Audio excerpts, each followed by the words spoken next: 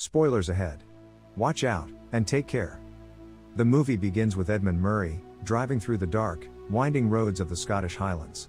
He's received a distressing call informing him that his son, Ethan, has disappeared from a sleepaway camp. Upon arrival, he is met by his ex-wife Joan, who is visibly distraught, as divers comb the lake for any sign of their missing child.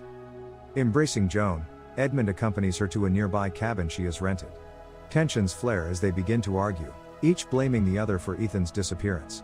Their emotional exchange is interrupted by the arrival of Inspector Roy, who informs them of the ongoing search efforts. Both express their determination to participate in the search for their son. Volunteers join them as they trek through the dense forest, calling out Ethan's name in the hope of finding him. Amidst the search, Edmund is summoned by Inspector Roy for a police interview. During the interview, Roy probes into his past travels to the Middle East, and his involvement in various conflict zones. Edmund sidesteps the questions, vaguely mentioning his work inspecting oil fields, and the inherent dangers involved. He reluctantly hands over his mobile phone for inspection, citing company protocol, but his desperation to find Ethan overrides any reservations. As the investigation progresses, the police begin to suspect his secretive past may be connected to Ethan's abduction. Despite feeling guilty for not being more present in his son's life, Edmund knows that Ethan needs stability, which he believes he can provide. After the police interview, Roy delves further into his life, questioning when the last time he saw Ethan was. He somberly states it was during a Christmas Skype call over 6 long months ago, adding another layer of heartache to his already agonizing search. Feeling restless and unsettled, Edmund heads back to Joan's cabin, hoping to find some solace or answers. Upon arrival, he finds her fast asleep, presumably due to the sleeping pills given to her by her boyfriend, Frank. The situation takes a troubling turn when he attempts to talk to Frank. Frank, seemingly unconcerned about the disappearance, excitedly shares his plans for the land he's purchased, intending to build a home for himself and Joan. He proudly displays the blueprints, which include a room for Ethan. This detail does not escape Edmund's notice, sparking a surge of suspicion and anger. Convinced that Frank may be involved in the disappearance, Edmund's emotions boil over. In a fit of rage and desperation, he confronts Frank, accusing him of foul play. The heated exchange escalates, and Edmund, already on edge from the stress of the situation, lashes out physically. In a moment of intense fury and desperation, he unleashes his frustrations, physically assaulting Frank. Each blow is fueled by fear, guilt, and the overwhelming need for answers. When Frank is finally knocked unconscious, Edmund's panic sets in, realizing the gravity of his actions. Knowing he needs help, he calls Inspector Roy, urgently pleading for his presence. Convinced that Frank holds vital information about Ethan's whereabouts, Edmund demands that the police interrogate him as soon as he regains consciousness. When the police arrive, they find Edmund standing over the unconscious Frank. The scene is a chaotic mix of emotions and accusations. Despite Edmund's insistence on Frank's involvement, the situation takes a grim turn. The authorities, finding the evidence against Edmund compelling, place him under arrest. In a cruel twist of fate, he finds himself behind bars, his frantic attempts to find Ethan now compounded by his own incarceration. Meanwhile, Frank is taken to the hospital to recover from the brutal altercation, his role in the unfolding mystery shrouded in uncertainty. As Edmund sits in his jail cell, consumed by guilt and the haunting absence of his son, he remains steadfast in his belief that Frank holds the key. Desperate for answers and consumed by a relentless determination to find his missing child, Edmund waits anxiously for the moment when Frank will awaken, and hopefully, reveal the truth. The next morning, he receives a call from Roy, summoning him to the police office.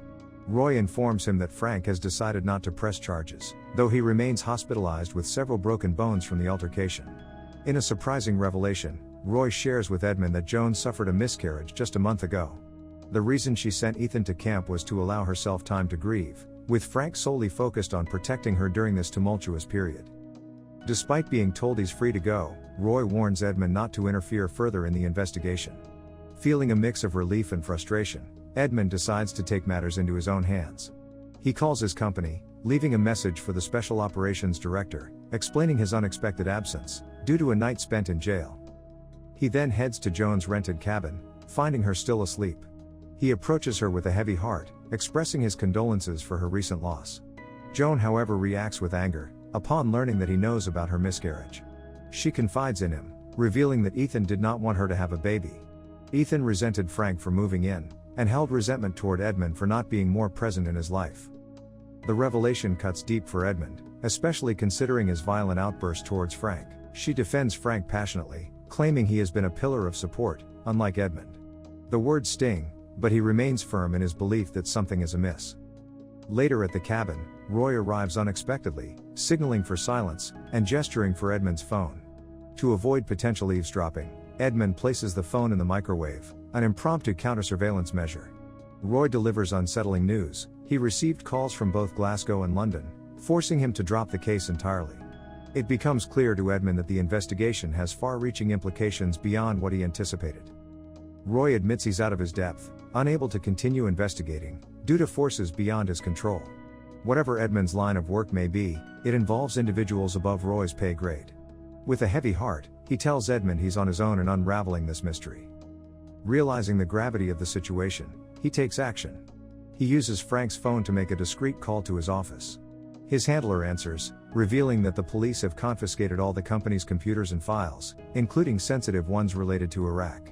Edmund's burn notices cover has been blown. Feeling the weight of the situation, he scrolls through Frank's phone, discovering a series of videos documenting Ethan and Joan over the past few weeks, leading up to their arrival at the campground. In several videos, he notices the same distinct Jeep lurking in the background. A chilling realization dawns on him: someone has been surveilling them, possibly waiting for the perfect moment to abduct Ethan. Determined to save his son, he rushes to Joan, showing her the videos with the Jeep. Joan remains skeptical, suggesting it could belong to another parent. Edmund, undeterred, urges her to contact her brother, who works in insurance, and may be able to trace the Jeep's license plate to an address. The Jeep belongs to Mr. William O'Connor, providing them with a potential lead to track down Ethan's captor. With the police unable to intervene, the fate of their son rests squarely on their shoulders, as they embark on the perilous journey to rescue Ethan from the clutches of those who seek to harm him.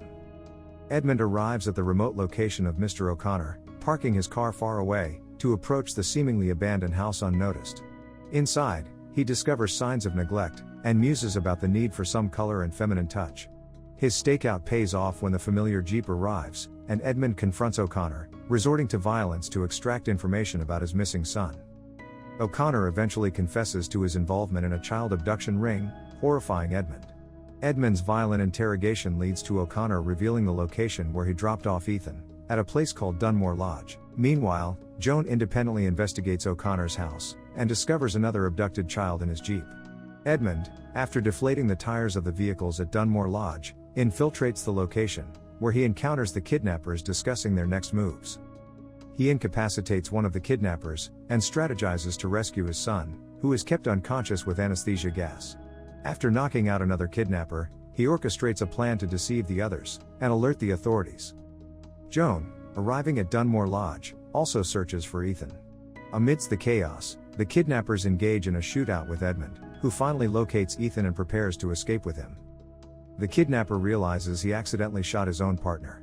Meanwhile, Joan unexpectedly encounters Edmund and Ethan near the exit, where the kidnapper's vehicle is parked. They quickly flee, but the kidnapper pursues them on foot, firing shots. Despite being hit, Edmund manages to keep driving, until he passes out, causing the car to veer off the road. Edmund is unresponsive as Joan tries to revive him, while she carries Ethan away from the vehicle.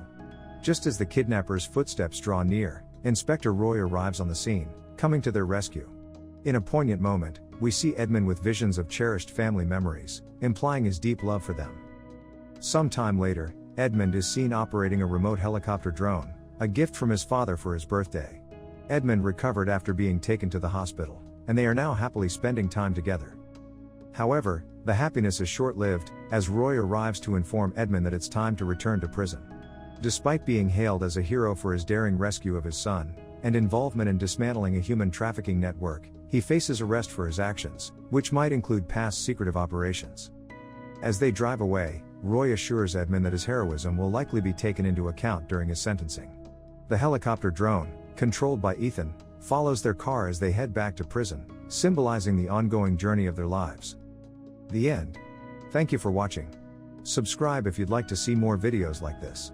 Turn on the notifications, and leave a like to help the channel out.